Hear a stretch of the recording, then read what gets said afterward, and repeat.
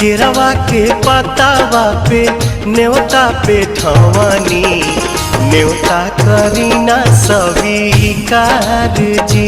हाँ लिहिनाया रख मोर आदित्य गोसाइया परती के सुन ली पुकार जी।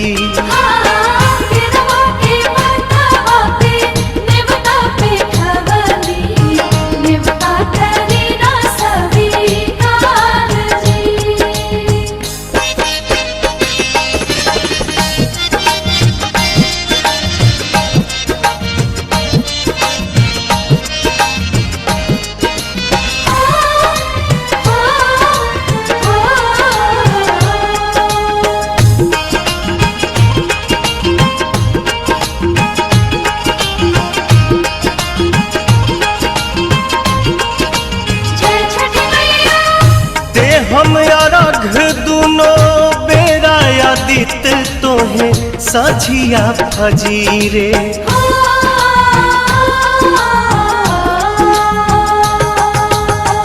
दूसरा अरघ देके मानव आशीष आके गंगा के तीरे।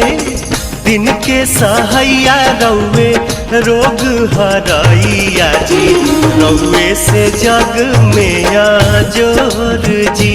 हाँ केरवा के पतावा पे न्योता पे ठवानी न्योता करीना स्वीकार जी।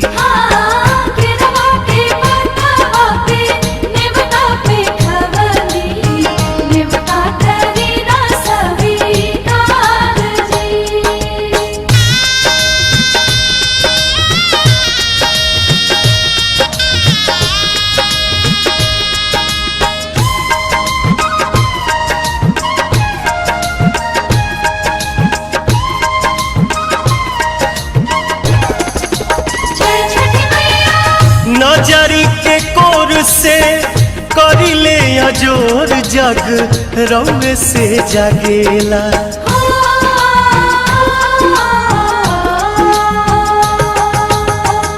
रौवे से रात होला रौवे से दिन काल चक्र चलेला। हर साल करब बरत आई छठी घटिया हमनी पकड़ब उपकार जी। हाँ लिहिनाया रघ मोर आदित्य गोसाइया बरती के सुन ली पुकार जी।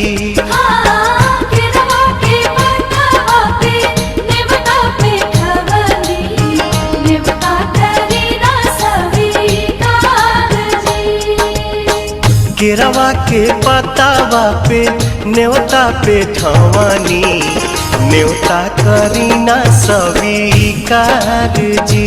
हाँ लिहिनाया रघ मोर आदित्य गोसाइया परती के सुन ली पुकार जी।